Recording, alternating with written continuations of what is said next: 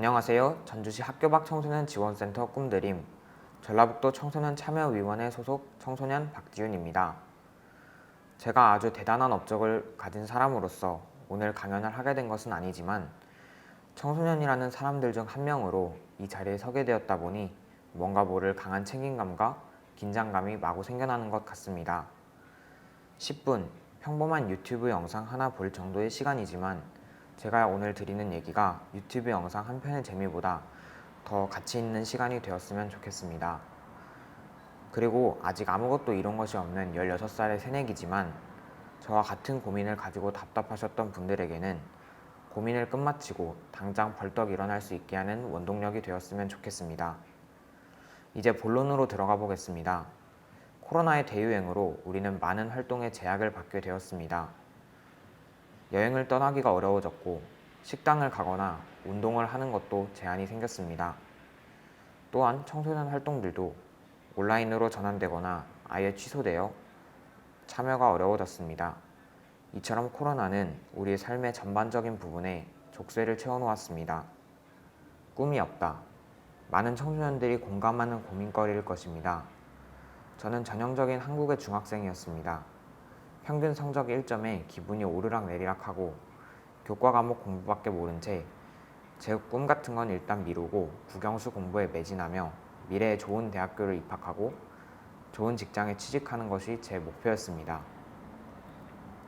그러다가 자퇴한 후 꿈을 찾아 성공한 여러 사람들의 이야기, 강의들을 들으면서 제 꿈을 찾는 게 더 우선이겠다라는 생각을 가지게 되었습니다.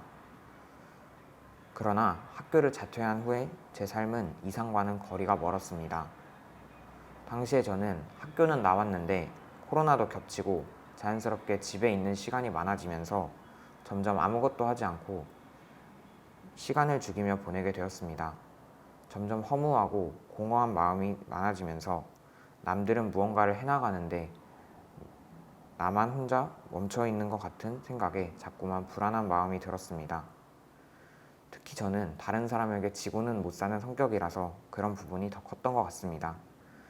이런 상태가 지속되다 보니 그런 상황에 최적화된 스마트폰이라는 존재가 저의 불안한 마음을 타고 들어와 제가 무엇을 할 때 즐거운지, 어떤 일을 하고 싶었는지, 학교를 나올 때 세워뒀던 앞으로의 계획이 무엇이었는지는 한순간에 무너뜨려 버렸습니다. 저는 꿈을 찾고 선택한 그 꿈에 몰두하기 위해서 학교를 자퇴했는데 꿈은 찾지도 못하고 이대로 가다간 스마트폰 중독자가 되어버릴 것 같았습니다. 아니 사실 이미 중독이라 해도 무방한 상태였습니다. 그런데 잘못되고 있다는 것을 알면서도 그리고 스마트폰으로 아무것도 하고 있지 않는데도 스마트폰을 내려놓을 수 없었습니다. 스마트폰이 현실의 공허한 마음, 불안한 마음을 외면하는 도피처가 되어버렸기 때문입니다. 그러다가 꿈드림에서 상담을 받아보는 게 어떻겠냐는 권유를 받게 되었습니다. 그대로 집에 있다간 아무것도 안 할 게 분명했고 그래서 일단 저는 오랜만에 바람도 쐴 겸 상담을 받으러 가보자, 혹시 도움을 받을 수 있을지도 몰라 하는 마음으로 센터를 찾았습니다. 상담을 하면서 선생님께선 스마트 교실, 멘토링 등 여러 센터 프로그램 등을 소개해 주시면서 여러 활동을 참가하다 보면 나태함, 공허함, 불안감은 자연스럽게 사라질 것이고 다양한 경험을 쌓는 과정에서 꿈이라는 것을 발견할 수도 있으리라고 말씀하셨습니다. 그래서 저는 센터에서 진행하고 있는 활동들은 전부 참가하다가 전주시 꿈드림의 청소년단을 맡게 되었습니다. 그러다가 추천을 받아 전라북도 청소년단도 하게 되었고 뿐만 아니라 전라북도 청소년 참여위원회에 지원하여 열심히 활동하고 있습니다. 그 밖에도 개인적으로 운동, 공부, 센터 활동 등을 하면서 꿈을 찾기 위해 다양한 경험을 쌓는 데 매진하고 있습니다.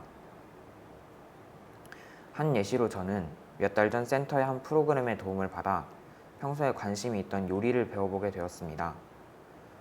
요리는 제 적성에 꼭 맞지는 않았지만 배우는 과정에서 단순히 요리뿐만이 아니라 다양한 정보도 함께 얻을 수 있었습니다. 꿈이 없다는 고민에 제가 찾은 해답은 일단 무엇이든지 참가해보는 것입니다.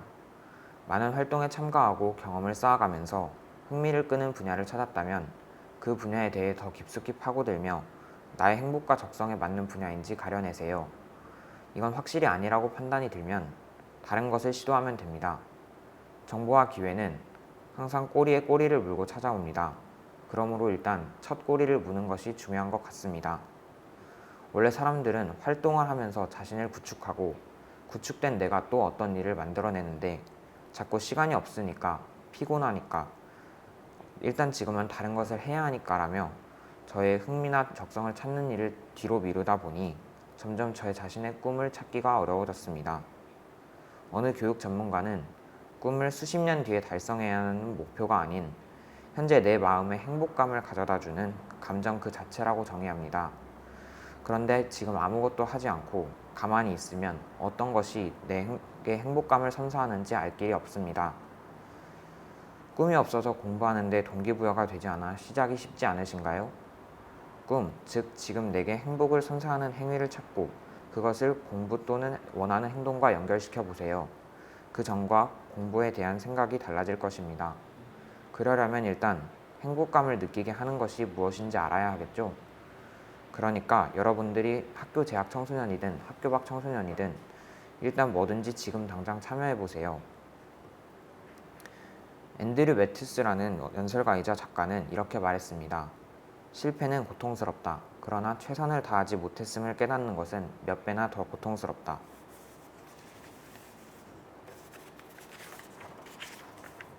모두가 코로나로 지치고 전에 비해 활동에 참가가 어려운 오늘이지만 온라인으로라도 다양한 경험을 쌓으면서 위기를 기회로 바꿀 수 있었으면 좋겠습니다.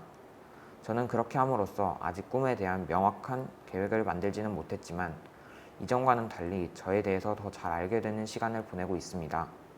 그러다 보면 언젠가는 꿈을 찾을 수 있을 것이라고 믿고 있습니다. 여러분은 꿈을 가지고 계신가요? 가지고 계신다면 어떻게 그 꿈을 생각하게 되셨나요? 아마 새로운 것을 도전한 후 그것에 대해 점차 잘 알아가면서일 것입니다. 여러분의 도전을 응원하면서 마치겠습니다. 감사합니다.